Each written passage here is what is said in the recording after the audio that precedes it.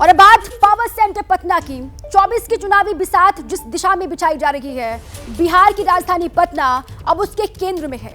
याद कीजिए, मौजूदा इंडिया गठबंधन की नींव 23 जून 2023 को पटना में ही रखी गई थी।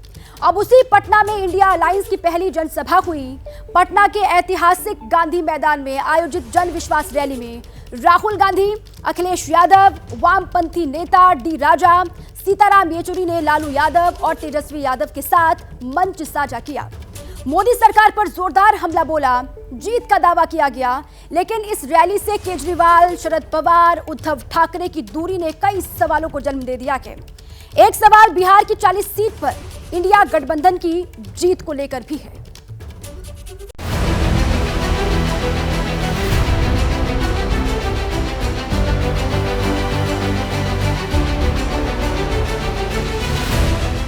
मोदी जी, चश्मा साफ कर लीजिए, खोल के ये नजारा देखो, जन सैलाब है।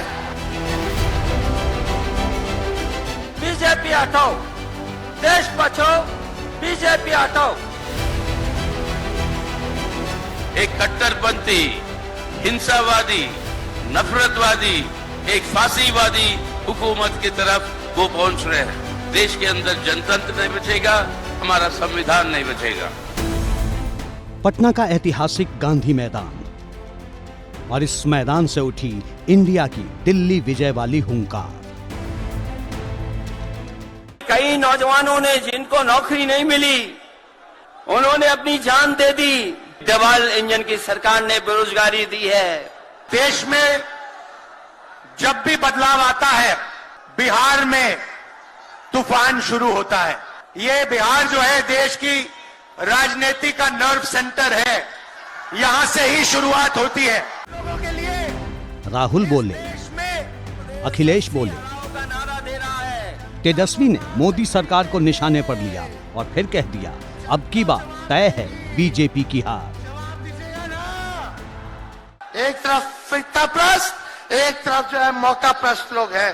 तेजस्वी से प्यार करते हैं, हाथ उठा के बोला तेजस्वी से प्यार करते हो। मेरी एक बात मानोगे? हाथ उठा के मेरा एक काम कीजिएगा कि आप सब लोग गरीबों को जोड़ने का काम कीजिए, दलित भाइयों को सम्मान दीजिए। बताओ, हाथ उठा के बताओ, बनोगे ना? यानी अब बीजेपी के नेतृत्व वाले एनडीए के खिलाफ इंडिया गठबंधन ने चुनावी समर का शंखनाद कर दिया है। शंखनाद इसलिए क्योंकि इंडिया गठबंधन के गठन के बाद ये पहली बार है जब अलायंस के नेता किसी सार्वजनिक मंच पर एक साथ नजर आए। ये बात और है कि इंडिया गठबंधन के कई महत्वपूर्ण सहयोगी मसलन अरविंद केजरीवाल, उद्धव ठाकरे, शरद पवार और सुप्रिया सूले ने रैली से दूरी बनाए रखी। फिर भी पटना के गांधी मैदान में हुई रैली कई मायनों में अहम कही जा सकती है। पहला, इंडिया गठबंधन की रैली उसी पटना में हुई जहां इंडिया गठबंधन के गठन को लेकर पहली बैठक हुई थी। दूसरा, एक दिन पहले ही बिहार के बेगूसराय में 18 महीने बाद पीएम मोदी और नीतीश कुमार एक मंच पर नजर आए थे। आरजेडी कांग्रेस की गौर परिवारवादी कुरीति है। आरजेडी कांग्रेस के लोग अपने परिवारवाद और भ्रष्टाचार को उचित ठहराने के लिए दलित, वंचित, पिछड़ों को ढाल बनाते हैं। बेगूसराय में दिए गए प्रधानमंत्री मोदी के इस बयान की गूंज पटना के गांधी मैदान में भी सुनाई दी।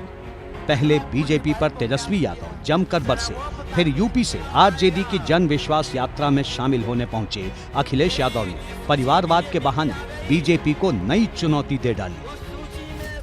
वही जुमला, वही बकवास की बातें, झूठ प्रचार।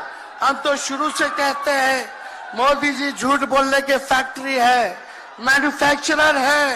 कि भारतीय जनता पार्टी इस बात संकल्प ले कि किसी परिवार वाले को टिकट नहीं देंगे, और संकल्प ये भी ले कि किसी परिवार वाले से वोट मांगने भारतीय जनता पार्टी के लोग नहीं जाएंगे।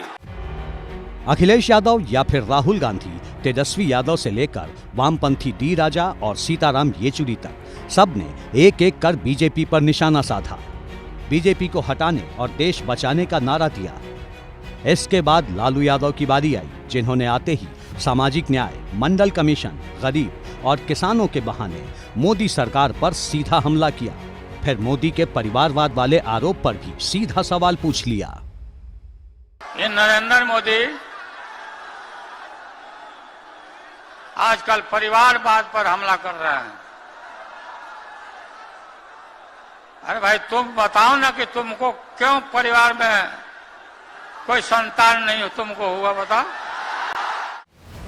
दरअसल लालू यादव और उनकी पार्टी अच्छी तरह से जानती है कि आने वाला लोकसभा चुनाव समाजवादी पार्टी, वाम दल और कांग्रेस के साथ आने के बावजूद आसान नहीं होने वाला, क्योंकि 2014 में आरजेडी और कांग्रेस ने मिलकर चुनाव लड़ा था, लेकिन महागठबंधन सिर्फ 7 सीटों पर ही जीत हासिल कर पाया था, जबकि बीजेपी के नेतृत्व वाले एनडीए के खाते में 31 सीटें गई थीं, जबकि 2019 में एनडीए के खाते में 39 सीटें आईं, जबकि आरजेडी और कांग्रेस के महागठबंधन को सिर्फ 1 सीट मिली थी।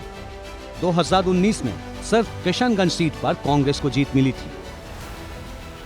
यानी लगातार 2 लोकसभा चुनाव में बिहार की 40 सीटों पर कांग्रेस, आरजेडी और इंडिया गठबंधन के दूसरे सहयोगियों का प्रदर्शन कुछ खास नहीं रहा है। ऐसे में अब इंडिया गठबंधन के दल बिहार की 40 सीटों पर जीत के लिए पूरी जी जान से जुटे हैं, जिसकी पहली झलक पटना के गांधी मैदान में हुई जन विश्वास रैली में नजर आई।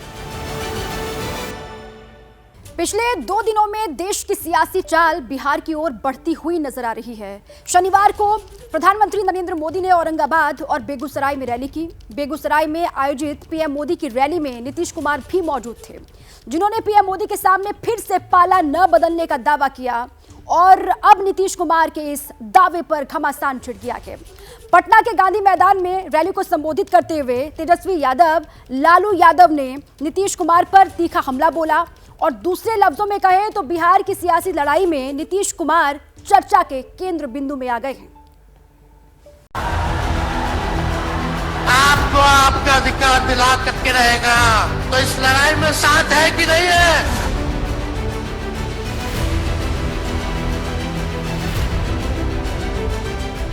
यही बिहार है जिसके पास भारत रत्न कर्पूरी ठाकुर जी की एक समृद्ध विरासत है। नीतीश जी के नेतृत्व में एनडीए सरकार यहां इसी विरासत को आगे बढ़ा रही। चाचा जी पलट गए, बिहार में पोस्टर लगवाने हैं नीतीश कुमार जी, रोजगार मतलब नीतीश कुमार। ये वही नीतीश कुमार जी हैं जब 2020 में हमने वादा किया था कि 10 लाख सरकारी नौकरी देंगे, तो मुख्यमंत्री जी ने कहा था कहां से आएगा पैसा।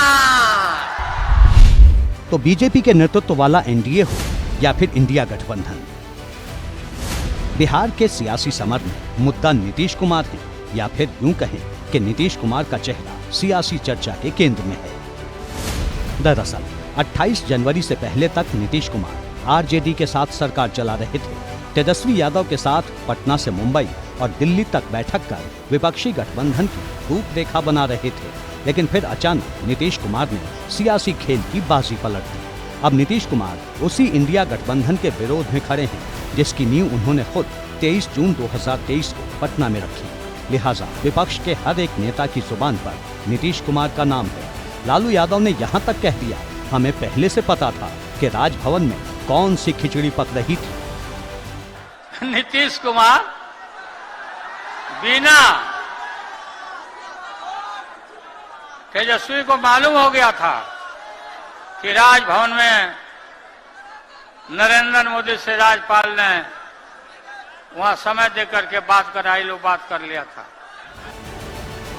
यानी बिहार की 40 सीटों पर जीत की तलाश कर रहे इंडिया गठबंधन के निशाने पर नीतीश कुमार है। ये बात और है कि राजनीतिक विश्लेषक ऐसा कतई नहीं मानते कि नीतीश कुमार के एनडीए में जाने से नतीजे बहुत ज्यादा बदलने वाले हैं या फिर बीजेपी को इससे कोई ज्यादा फायदा होने वाला है। बिहार में नीतीश कुमार को वो लेकर आए, उनको मालूम है, आंकड़े बता रहे हैं कि नीतीश कुमार के भाजपा में आने से भाजपा को चुनावी फायदा कुछ नहीं है, लेकिन वो फिर भी क्यों लेकर आए? क्योंकि वो एक साइकोलॉजिकल एडवांटेज चाहते थे, इंडिया अलायंस को साइकोलॉजिकल झटका देना चाहते थे। नीतीश कुमार का अपना कोई वोट बैंक यहाँ बचा नहीं है, खासकर लोकसभा के चुनाव के नजरिए से। नीतीश कुमार को वो सीट के लिए लेकर नहीं आए हैं, नीतीश कुमार को वो साइकोलॉजिकल उस लड़ाई को जीतने के लिए लेकर आए हैं कि नीतीश कुमार इंडिया गठबंधन बना रहे थे, उसके अगुआ थे, प्रधानमंत्री का चेहरा बन रहे।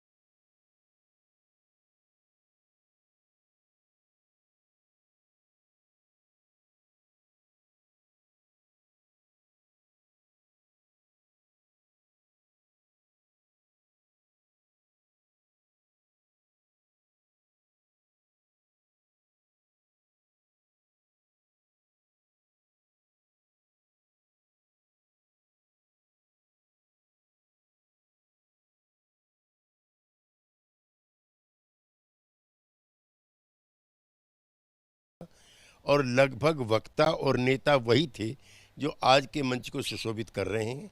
इतिहास गवाह है, 40 में से 39 सीटें जीत करके एनडीए ने अपनी पताका लहराई थी और मुझे उम्मीद ही नहीं कि पूरा विश्वास है, जिस तरह का वातावरण समूचे देश में बना हुआ है, बिहार उससे अछूता नहीं है। डबल इंजन की सरकार 40 में से 40 सीटें जीत करके एक नया रिकॉर्ड कायम करेगी। अगर बिहार की 40 सीटों पर पिछले 2 लोकसभा चुनाव में कांग्रेस और आरजेडी को मिले वोट प्रतिशत को जोड़ भी दें, तब भी आंकड़ा 30% तक नहीं पहुंचता। ऐसे में बिहार की 40 सीटों पर इंडिया गठबंधन की राह बिल्कुल भी आसान नहीं।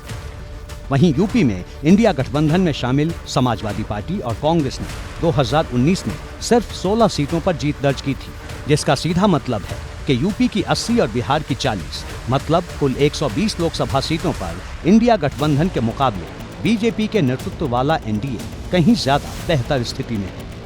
और शायद यही वजह है कि पटना के गांधी मैदान में हुई विपक्ष की रैली में उमड़ी भारी भीड़ के बावजूद बीजेपी को यकीन है कि आने वाले लोकसभा चुनाव में उसकी जीत तय है।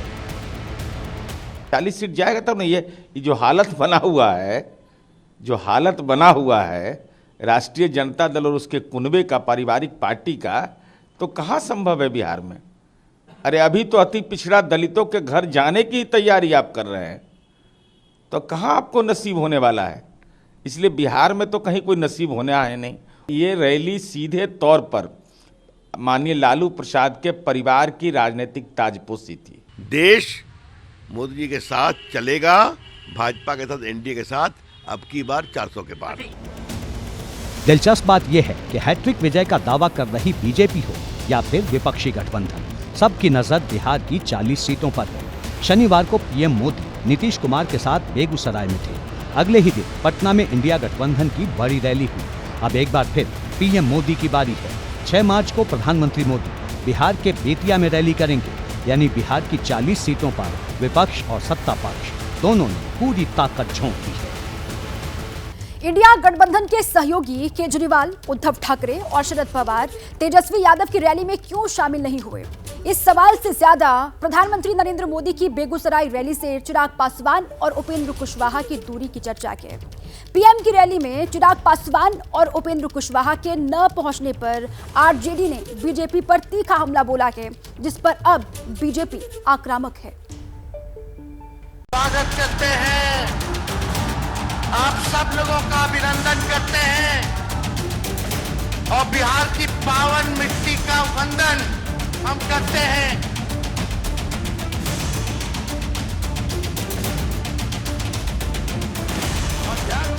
राहुल गांधी जी,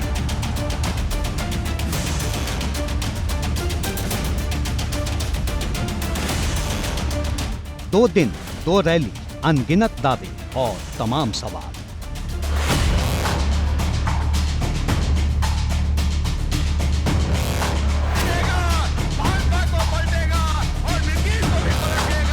इस अलायंस का कुछ पता नहीं कब कौन किसके साथ चलेगा और कौन बाहर निकल जाएगा, उसके लिए हम क्यों परेशान हो। ये उपेंद्र कुशवाहा और चिराग पासवान बताएंगे, लेकिन एक बात तो मैं पहले से कह रहा था कि ये लोग 12th मैन हैं और 12th मैन को जब तक पिच पर नहीं उतारा जाता है तब तक उनकी यही स्थिति होती है। इंडिया गठबंधन में अभी और कौन जोड़ेगा, कौन साथ छोड़ेगा, और क्या एनडीए से चिराग पासवान और उपेंद्र कुशवाहा का मोह भंग हो गया? ये दोनों ही सवाल इन्हीं दोनों रैलियों से उठे हैं। दरअसल शनिवार को बिहार के बेगूसराय में पीएम मोदी की बड़ी रैली हुई। करीब 18 महीने बाद नीतीश कुमार प्रधानमंत्री के साथ मंच पर नजर आए, लेकिन बिहार में एनडीए गठबंधन के साथ ही चिराग पासवान, आरएलएसपी अध्यक्ष उपेंद्र कुशवाहा कहीं नजर नहीं आए, जिस पर अब सवाल उठ रहा है, क्या लोकसभा चुनाव के ऐलान से पहले बिहार में गठजोड़ का सियासी समीकरण फिर बदलने वाला है? उपेंद्र कुशवाहा और चिराग पासवान बताएंगे, लेकिन एक बात तो मैं पहले से कह रहा था कि ये लोग 12th मैन हैं और 12th मैन को जब तक पिच पर नहीं उतारा जाता है तब तक उनकी यही स्थिति होती है। इन लोगों को जिस काम के लिए रखा था भारतीय जनता पार्टी वो काम करवा रहा था। अब चूंकि उनके मेन प्लेयर आ गए हैं तो इनको कहीं ना कहीं टीम से बाहर कर दिया गया और ऐसी राजनीति करने वाले बेनकाब हो गए हैं। हालांकि आरजेडी की ओर से ये बयान जिस तेजी से आया, एनडीए की ओर से जवाब देने में भी वही तेजी नजर आई। हालांकि जेडीयू नेता केसी त्यागी बोलते बोलते ये इशारा जरूर कर गए कि एनडीए के कुनबे में कहीं न कहीं कुछ मतभेद जरूर है। और जितने दलों ने उस गठबंधन में हिस्सेदारी की है, कोई गठबंधन से बाहर नहीं जाएगा और हमें विश्वास है कि सब नरेंद्र मोदी जी के प्रभावी नेतृत्व में काम करें। सीटों का बंटवारा तो अपनी पार्टी के अंदर करना भी एक हिमालयन टास्क है और जब कई दल इकट्ठे होते हैं थोड़ी दिक्कतें आती हैं। हम इन सारी अड़चनों को पार करके 40 में 40 का रिकॉर्ड बनाएंगे। खबर है कि बिहार में नीतीश कुमार के एनडीए में शामिल होने के बाद सीट बंटवारे का गणित उलझ गया है, जिसे लेकर बैठकों का दौर भी जारी है। दावा है कि जल्द ही सीट बंटवारे का मसला सुलझा लिया जाएगा। इधर विपक्षी खेमा यानी इंडिया के घटक दलों ने विस्तार की रणनीति पर काम तेज कर दिया है। इंडिया गठबंधन के नेताओं का पूरा फोकस बिहार की सीमा से सटे पश्चिम बंगाल की सत्ताधारी पार्टी टीएमसी को साथ लाने पर है। ममता से बात कब बनेगी? बातचीत चल रही है, थोड़ा स्थगित है, कभी शुरू होता है कभी स्थगित हो जाता है, पर हम अभी भी उम्मीद करते हैं कि कुछ ना कुछ बीच का रास्ता निकाला जाए। माना जा रहा है कि पश्चिम बंगाल में संदेश खाली केस के बाद ममता सरकार दबाव में है। ऐसी चर्चा है कि संदेश खाली केस सामने आने के बाद इंडिया गठबंधन में शामिल होने को लेकर ममता बनर्जी के रुख में बड़ा परिवर्तन आया है, जो कि कांग्रेस की ओर से आ रहे बयानों से भी जाहिर हो रहा है। लेकिन असली पेच सीट बंटवारे का है, क्योंकि ममता बनर्जी गठबंधन के तहत असम और पूर्वोत्तर भारत के राज्यों में कई सीटों पर दावा कर रही है। वहीं कांग्रेस पश्चिम बंगाल में ज्यादा सीटें चाहती है। फिलहाल इस मुद्दे पर टीएमसी नेता कुछ भी कहने से बच रहे हैं। पश्चिम बंगाल में टीएमसी का पूरा फोकस बीजेपी के खिलाफ चुनावी अभियान को तेज करने पर है। Prime Minister Narendra Modi is anti-Bengali. He came here, he lectured on women power, Nari Shakti, and then gives a ticket to someone who has vilified Bengali women. That's the Modi की guarantee. 10 मार्च को कोलकाता के parade ground में ममता बनर्जी बड़ी rally करने जा रही हैं। माना जा रहा है कि इस रैली में ममता बनर्जी आगे की रणनीति पर बड़ा ऐलान कर सकती हैं। कांग्रेस को भी उम्मीद है कि 10 मार्च से पहले टीएमसी के साथ गठबंधन वाली बात बन जाएगी। अगर ऐसा होता है तो फिर 10 मार्च को कोलकाता में पटना के गांधी मैदान जैसी तस्वीर नजर आ सकती है। हालांकि इस बात की संभावना ज्यादा नहीं है।